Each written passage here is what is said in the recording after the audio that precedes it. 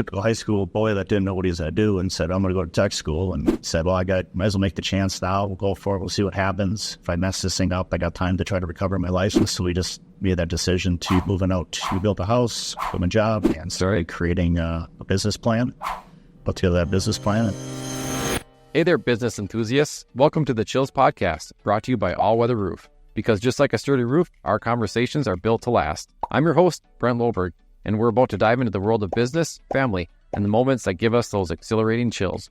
Ever wonder what keeps successful people inspired? Well, get ready to find out as we chat with some fantastic all-weather customers, partners, vendors, and friends. We'll explore their triumphs, challenges, and maybe even some unexpected secrets. After all, business is not just about numbers. It's about the people behind them. So grab your metaphorical popcorn and join us on this journey. Get ready to be inspired, maybe even get a few chills of your own. This is the Chills Podcast. Let the goosebumps begin.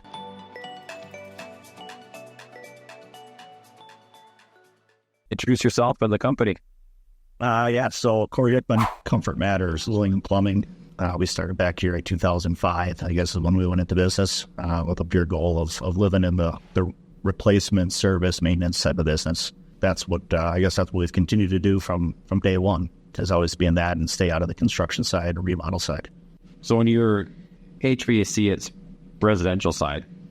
Yeah, exactly. When we started off, I started my career back actually working for a manufacturer for Train Engineering in La Crosse, and did a little bit more of the commercial side, I guess, and then transitioned into the distribution side and did actually pretty heavy in the commercial HVAC and refrigeration. So a lot of supermarket work and a lot of commercial HVAC, plan, spec, design, build type of stuff. And when I made the transition to residential, though, or when we started Comfort Matters, residential was a pure focus because found it more of a scalable business and easier to scale up. Commercial had a lot different. We like working one-on-one with customers versus plan and spec or bid and spec type of work. Yeah. And refrigeration has its ups and downs. Restaurant business can be difficult dealing with restaurants. There's a lot of credit obstacles to deal with there and different management varieties. So working one-on-one with homeowners was 100% the goal because it's a lot more scalable of a business, and it's a faster turn business. It has less financial risk as far as that, because it's primarily a COD kind of work. Was it under the same name, Comfort Matters? Is it? So Comfort Matters, as far as that, started that in 2005. So that's whatever that is, 18, 19 years. Yeah. Now, how'd you get into it? Well, I don't know. It's your typical high school boy that didn't know what he was going to do and said, I'm going to go to tech school, and moved to La Crosse and took the HVAC program and never got out. Once you're in, it's an industry that just kind of holds you out. Yeah, that's what they say about commercial roofing as well. Mm-hmm. Kind of, once it's in your blood, and it's hard to get out. Yeah, I grew up with some family friends there in Wisconsin, Wallsdorf Roofing. They're a lot of commercial work. That's all they do, commercial roofing. Okay. So I watched the roofing world for a long time on the commercial side. So what made you move from Wisconsin to Minnesota? Work. Yep. Yeah, so I was working for a distributor out of La Crosse, and then my wife she went to school for hazardous material handling, and figured there's more jobs for hazardous material handling in a bigger city like Minneapolis, so I requested a transfer up here. Okay. So that was in 98. So how did you transfer from being an employee to starting your own business? Yeah, it was, I guess, a typical scenario of, as Gerber called it, the entrepreneur seizure. Yeah. And did a lot. So at the end, I did a lot working closely with individual HVAC companies and just trying to help working on with their business, marketing side, development and growth. And after I was doing that long enough, said, well, I was young enough. My daughter was 1 at that time. Said, well, might as well make the chance now. We'll go for it. We'll see what happens. If I mess this thing up, I got time to try to recover my life. Yeah. And so we just made that decision to, I ended up moving out to Hanover. We built a house, quit my job, went down to the city auction, or down to Shakopee auction, and found a truck. And said, here we go. And started creating a business plan, put together that business plan, and then tried to start executing it. Okay. So when you started, it was just you? It was just myself. So, yeah, and sell it, whatever, you name it, repair it, maintenance it, bill it, collect it, everything except one. So that was 2005. How many employees do you have now? So today we're over 30 employees right now. under our current umbrella there, and we've been able to have consistent growth every year, year over year. We made Inc. 5000's list for privately held company growth twice. Wow. Starting off going into in 05, obviously we hit the 08 bubble here pretty fast. Yeah. Which was probably actually our timing, I would say, really was that bad, so we're pretty lean. There wasn't a giant overhead structure to try to manage through, because it was out of my house when we first started. And fairly quickly, within a year, we transitioned to get a kind of a rental garage. Then from there, moved on to a commercial property, and then we've gone through a couple properties as we've expanded and moved since then. Okay. Have you had to pivot, change directions or focus throughout those years, or has it kind of always been the kind of private homeowner? No, we've been able to keep focused on really heavy. In the beginning, we would do a little bit of everything, meaning I do some remodel work. I've done some new construction work because it was just whatever you could do to generate any kind of work in the beginning. But as we wanted to continue to expand and scale the company, scaling those people, we have to do repetitive work, things that we could, I mentioned Gerber, the E-Myth, some McDonald's model, of course it is, but what can we document and what can we continue to scale up and repeat over and over and over again? And residential services was very, very repeatable and very, so we could train upon that and kind of get the same result, the same answers every time. Remodels get very weird. The jobs get dragged out for days or weeks or months. And sure, it didn't have that same really planned out type of operation. Okay. So that was a big piece of it. A couple of years ago now, it's been about 2 years ago, we decided to do that into the plumbing vertical, which we figured marries up very well with home because we're in so many homes. We run a lot of preventative maintenance. We're in over 5,000 homes a year on a regular basis through a prepaid membership agreement. Okay. So we're in these homes, we have a really good relationship with customers. And plumbing is a common thing that comes up. So yep. We finally decided we were going to scale that into it. So we did that, like I said, about 2 years ago is when we added plumbing into it. And now we've just been adding and building upon that. And it's a different animal, but it's a great one because it's got more consistency throughout the year. HVAC does get some ups and downs a little bit based on the season. Yep. Obviously, our spring and falls tend to taper back quite a bit. And that's why we do so much maintenance. Okay. Because we don't, all our employees are employees. We don't do any subcontract work, lay off employees, things like that. We do a lot of maintenance when the tax gets slower. Plumbing's been nicer because it's more consistent and it's pretty steady 12 months of the year. Doesn't have a lot of the ups and downs with it. What's the best way for people to get in touch with you? So I guess there's a couple different ways for that. LinkedIn is a very fine avenue with Corey Hickmann there. Facebook, we do utilize Facebook a lot, and just through a lot of actually industry groups. Of course, my personal Facebook page here, it's a perfectly fine one with that. And of course, my email, which is Corey@comfortmatters.com, is an easy way to connect for sure. Okay. And why do people want to work with you? And what's your specialty if people are going to want to reach out for HVAC services? Well, I guess it depends if you're talking about from the coworker side or the customer side. The coworker side, we hire for attitude and aptitude, so we're a little unique. Meaning, we don't look for a lot of people with industry experience. Tend to find sometimes people with 5 years experience was just 1 year repeated 5 times. Yeah, and so we do a lot of we'll bring people in that are completely green to the industry, no experience with that.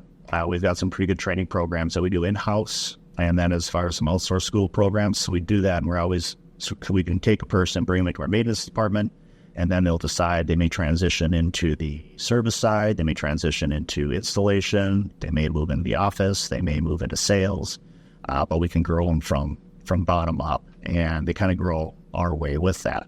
Because really at the end of the day, at the beginning, I should say, when we wrote the original business plan, was to create an operation that has unequaled growth ability for people. Looking at the community and people, if we can help people get what they want, hopefully that'll serve the company at the end of the day. And that transitions that does come through to our customer though, because the people that we bring on board, they have a passion to communicate and help people, and customers see that. Construction's always been interesting because a lot of times homeowners have a bad perceived value of what they may get: dirty, dirty shoes or loud music or this kind of stuff, and we deliver the opposite. It's gonna be a nice, clean cut individual, clean uniforms, clean vehicles, and a lot of communication to them. Yeah. And which makes a customer feel more comfortable having us in their homes. For sure. And so that's, a big piece that brings our customers to us. Reviews, online reviews are a huge believer. We're a big pusher of that one. We've got thousands of reviews on Google, and we continue to communicate that because customers read them. Yeah. And it really helps bring customers into us. Yeah. It actually sounds a lot like our business model, where we feel like we've hired people with a lot of experience. They come with kind of bad habits. We're trying to kind of teach them the all-weather way at the base of our company. So as they go in and meet with customers, we want them to be kind of fit our culture, and it just seems like our business models are similar. It is. It works a lot that way. And so a couple of years ago, we partnered with a larger national group too to help our scaling operation, which has become popular in our space. Starting to become popular in the roofing space and many others, just to continue to just level us up and be able to just offer everything, just from better insurance programs, better pricing, better cost control measures, and things like that. So that's been a big piece over the last since 2021. We've been working on that angle. Okay, awesome. So you kind of started this from the ground up. Is there any tidbit of advice you can give the audience for not becoming an entrepreneur or starting their own business? A big one is network, finding that mentor, finding a best practice group. I'm a very big believer in that. I was able to get into some really great best practice groups in the beginning and learning from other people in the industry, because there's no use in me repeating mistakes that a lot of people have done over and over again. Yeah. I need to learn from them. So finding a best practice group, start creating that plan. You have to, if you don't have a plan, and as you start adding employees, and there's really at the end of the day, we say we're a numbers company that just happens to install heating and air conditioning, plumbing. Yeah. And we have to manage that through that, and being able to give people so they can visually see what their expectations are, what their goals are, and then making it repeatable, because there's a lot of things that maybe I can do personally, but if someone else doesn't have that skill, that it doesn't work in the field. And we need to be able to make sure we do things that we can do consistently, that gives a consistent result to the customer and allows us to build. Because I see too many guys. I work on a mentor group once a week with about 5 or 6 other companies. They're heating HVAC guys, and I see that that repeated happening as we don't really focus on something special. We try to do too much, and when we try to do too much, then we just end up getting underwater. Okay. We just can't grow. But we got to look at the biggest thing too, is then knowing knowing our numbers. I didn't come out of school with I'd say the most impressive GPA at high school. Yeah. It was lacking quite a bit, we'd say. Profit and loss balance sheets are definitely probably not something that I studied a whole lot in those. Yeah. But as I started to learn those, that's what really changes the game. Starting to know those numbers and be able to go back to a monthly, weekly, or daily P&Ls and balance sheets and start to pick our indicators, what we need to work on. And that's really where businesses have to start, because that's the issue with HVAC is it's a low barrier to entry, especially in the state of Minnesota. There's no licensing requirements, so you can get it very easy. But if you don't have all the others back end side, people tend to suffer. Mm-hmm. And that's where they usually struggle. They can maybe do the technical work, but can they follow through with the actual business aspect in the background? Yeah. So what is your, how do you guys get sales in the door, business or leads? So maintenance, is a big one, doing that. But, your typical digital world, through the SEO, we are pretty heavy on the radio. We do a very substantial amount of radio advertising, and it's been very successful for us. Heating and air conditioning is not the thing like, no one's driving on the road thinking about a furnace or air conditioning. They maybe think about buying a new car or a new boat, and because those have more appeal to people buying. You buy heating and air conditioning when you find out it doesn't work. Yeah. So we're not able to, we need to try to create relationships with people. So we're very focused on our geographical area. We definitely do direct mail, but our direct mail is very focused on very limited zip codes. And we just continue to build that reputation, social media, Facebook, things like that. So when customers have the need, they're like, what do I do? I'm like, yes, who's that one company, the people that we like. All of our radio ads are done by my wife and I. So they're very focused around us as individuals and the company and try to create the atmosphere of somebody you like. It's not, we're not out there pitching sales, promotions, and all this kind of stuff. It's why we're here and what we're here to do and how we can help customers. And that, at the end of the day, creates a lot of referrals. And referral business is big for us. Getting yard signs out, door hangers, all that kind of stuff. And what is your geographical area that you focus? So we focus heavy on the West Metro of the Twin Cities here. We don't, I know some guys will, run all over the Twin Cities, and it hurts your efficiency. And this kind of comes back down to that bottom line again. It's what you can keep at the end of the day that matters. Yeah. And so we stay real heavy on the west side, so West Minneapolis, called the United North. Awesome. So the name of the podcast is The Chills. So like the basis behind that is like what in your day-to-day job gives you those like goosebumps, feel-good moments? Without a doubt, it's watching new people start to do things they've never done before. Okay. We've had a few people here recently that have expanded on to the ability to not only service, but offer replacement solutions to customers. And one particular is last weekend, new individual started doing that, and he had a killer weekend. And just seeing how much they've progressed from where they were at 6 months ago or a year ago to not even knowing the industry to all of a sudden now customers are put their faith into large dollar tickets with them because they're doing a phenomenal job. And seeing that, and then obviously following up when you see that great review come across, and that these people did something that you kind of didn't have impact yet. These people are doing what they should do, which is awesome to see. So it's fun for you or the employee side, seeing people grow, and it is. It's huge. Yeah. When you watch and you see that happen, and they just get excited, they buy that new truck, or they have their first kid, or they get their first house, and that's the fun stuff to watch. Yeah, definitely. I always tell the story because when we're going full steam in the summer, we're over our employees, and we always have an end of the year holiday party, and the employees bring their wives, and sometimes you see their kids at some of these events. You're like, wow, the work that we did together, help keep these people, like, get food on the table, and it's kind of cool to see how many people you can affect. It does. It spreads. When we started, Comfort Matters, my daughter was 1, as I mentioned, and she just moved back yesterday for the summer. She's gonna be a junior at college next year, which is crazy. But and she's going to school in kind of the business aspect, and she started to put those pieces together and seeing that she's studying business better, and that she looks at what we've done over the years, and she's like, I get it. Yeah, I understand what we're trying to do. Sure. Is she going to work with you guys, or? I don't know. I would be fine with it. I don't think she will. Yeah. You never know what comes along in the future with that one. But right now, I said she's got 2 years left in school. Yeah. And what industry she'll get into, who knows? I think she's got she's majoring in supply chain and minoring in marketing. And reality, you can fit into any business. It doesn't matter if you're a machine shop, heating, or roofing, or whatever. Yes, aspects. Because we're studying the numbers. Okay. It looks like you work with your wife as well. Yes. Yep. But when did she join the team?